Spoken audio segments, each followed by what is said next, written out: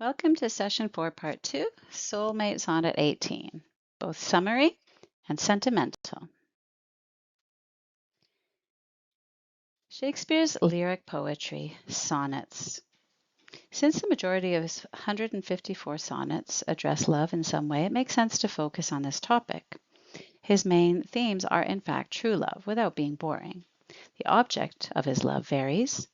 It's not just the plight of the rejected lover, but love and appetite, disease, marriage, time, angels, beasts, fear, wonder, reluctance, hope, suspicion, comfort, even time and reproduction and the afterlife. Imagery is mostly to do with nature, planets, sun, boats, and seasons. What is a sonnet actually? A sonnet is a form of lyric poetry, which means it has a very specific rhyme scheme, which we will look at shortly, designed to express intense personal feelings, emotions, or reflections. The term derives from the Italian sonetto, meaning little song, highlighting its musical nature. Shakespeare also wrote other types of poetry, like dramatic poetry, but these were quite lengthy, and his main focus was sonnets. So that's where we're going to stay. The object of love was usually a fair, chaste, and conventionally beautiful woman. The love object and the lover remains nameless. His hope is that in black ink my love may still shine bright, that through writing something as difficult to grasp as love may exist for eternity. This whole tradition of writing love poetry to be performed below the window of a fair and rather unattainable lady started with the medieval poets in the 5th to the 15th century, with the troubadours. Love poetry was put to music. It was written by men to the fair, pure, beautiful damsel. Here I should point out that the word fair, which means light-skinned, used to mean beauty, as a synonym of beauty. Chaucer in 1387 wrote of knights in shining armor, allegories, dream visions, and a princess or two.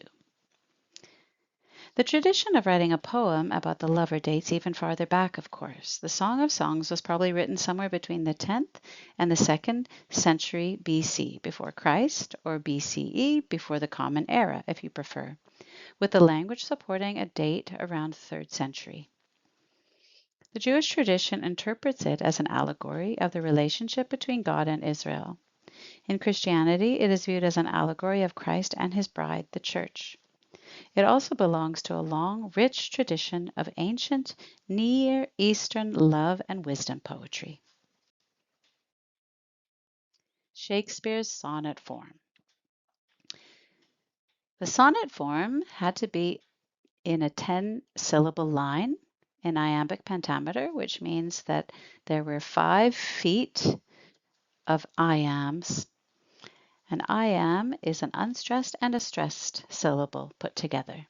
So if you have 5 times 2 syllables, that's 10 syllables in this rhythm. Da-dun, da-dun, da-dun, da-dun, da-dun.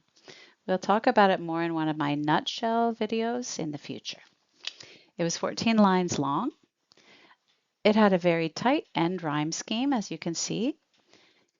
It was easier to rhyme than Petrarch's or Spenser's version, which came before, and which we'll see in the next slide. The arguments about an idea are presented in the first 3 quatrains. A quatrain is a verse of 4 lines, and the couplet resolves the message of the poem. A couplet is 2 lines long. Here you can see how much more challenging the Italian and Spenserian versions are. Now let's have a look at the poem itself. I'll read it aloud for you. Shall I compare thee to a summer's day? Thou art more lovely and more temperate. Rough winds do shake the darling buds of May, and summer's leaves had all too short a date. Sometime too hot the eye of heaven shines, and often is his gold complexion dimmed, and every fair from fair sometime declines, by chance or nature's changing course untrimmed. But thy eternal summer shall not fade, nor lose possession of that fair thou owest. Nor shall death brag thou wander'st in his shade, when in eternal lines to time thou growest. So long as men can breathe or eyes can see, so long lives this, and this gives life to thee. I've highlighted some of the figures of speech that we'll be using for this poem. There are more than in the other poem I presented by Shakespeare from Sonnet 130, because we also look at personification, metonymy, and synecdoche. Here's a picture of a lovely summer day, which might inspire us as we do a close reading of poem 18. Let me summarize in a very basic way what is going on here. In the very first line, if you recall, the writer poses this rhetorical question, which is more of a statement than a real question, since he goes on to make the comparison between the lover in yellow and a summer's day in red in detail in the rest of the poem. The imagery related to summer is very rich. For example, appealing to sight, to tactile, physical properties, the wind, the temperature, etc. And the poet sets the scene, appealing to our senses as well as to our logic. The most important point in the first two quatrains, that is, in the first 8 lines, being that summer is nice, yes, but changeable and fluctuating, unlike thee. So if you can see here, I've listed a number of things about summer that the lover is compared to. The adjectives lovely and temperate depict a typical summer's day, but then the writer talks about how summer can be too windy, too short, too hot, not nice enough, and that its beauty fades and declines. The conclusion is that the lover is more lovely and more temperate than a summer's day, and that all of the other things that apply to summer do not apply to the recipient of the poem. The comparison between the lover in yellow and a summer's day in red in line 1 is purely a metaphor, since neither as nor like are used. In line 2, the beloved is deemed more lovely and more temperate, implying that summer has a degree of loveliness and temperance. The poem goes on to list all of the things that are wrong with summer as such. I have marked everything important in red. For example, as we see in line 3, it can be very windy. Rough winds shaking is metaphorical for difficult times. And the darling buds of May is not just a synecdoche for trees and flowers in bloom, but a metonymy for the most pleasant things in life. In line 4, he points out that summer is also all too short when referring to summer's lease, that is, allotted time, used, for instance, for a temporary dwelling that we are renting. In line 5, summer is denigrated again as being too hot. Heaven, which is an allusion to the traditional Christian view, most likely is personified because heaven doesn't have an eye, and eye is a synecdoche for shiny eyes, which is then a metaphor for the strong sun. In line 6, summer is not nice enough. Again, heaven is personified because he has a dimmed countenance.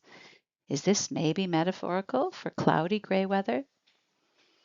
In line 7, he laments that its beauty, a synonym for fair, declines, which is due to chance or just the natural course of seasons in line 8. We can perhaps accept the assessment of the writer when he says that the lover is more lovely and more temperate than summer. But when we come to the third quatrain, we might initially be a bit confused. We can't help but think, what's going on? How is it possible that his true love's eternal summer shall not fade in line 9 a metaphor for an everlastingly, unchangingly pleasant situation.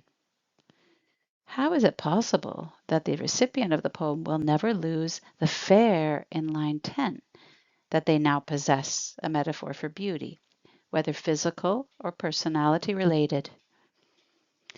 Line 11 surely heightens the confusion in which is written that death, personified here, will not be permitted to brag in the future that the lover wanders in its shade. That is, metaphorically speaking, that the lover has died. But aren't we dealing with a mortal person here? Line 12 says that the lover will grow in eternal lines to time, as if metaphorically speaking, all the positive virtues of the lover will increase rather than decrease over time. In the literal black and white lines of this poem, perhaps? The final couplet offers us a much needed resolution. As we can see, it says, so long as men can breathe or eyes can see, so long lives this, and this gives life to thee. I would paraphrase it as such. Line 13 could be paraphrased, as long as people are alive and can read. And line 14 could link to that, this poem that you are reading right now, dear reader, this refers to this poem, keeps you, my darling, the one that the poem is addressed to, alive. This is a testament, a commemoration of their love, which is lasting, authentic, and permanent. Although marriage vows are spoken, for example, the actual marriage certificate is recorded in written form for posterity. Summary of main thoughts. Sonnet 18. In contrast to the natural summer setting where beauty and nice weather do not last, the beauty of the poet's significant other is encapsulated forever in this poem, as long as people are alive to read it. Finally, does the form, rhythm, and meter reinforce the message? The fact that the writer succeeds in saying what he wants to say within the fine constraints of form, rhythm, and meter that belong to a sonnet makes it a masterpiece, not only in terms of content, but in form. The form reflects the content in an artifact worthy of the lover. To sum up, at a meta level, it draws attention to the fact that this poem is a poem and causes the reader to reflect on the function of art. In a self-reflexive way, it's a piece of art that looks at itself or how it is built. I hope you've enjoyed this little input and look forward to presenting another poem in a couple of weeks. Take care.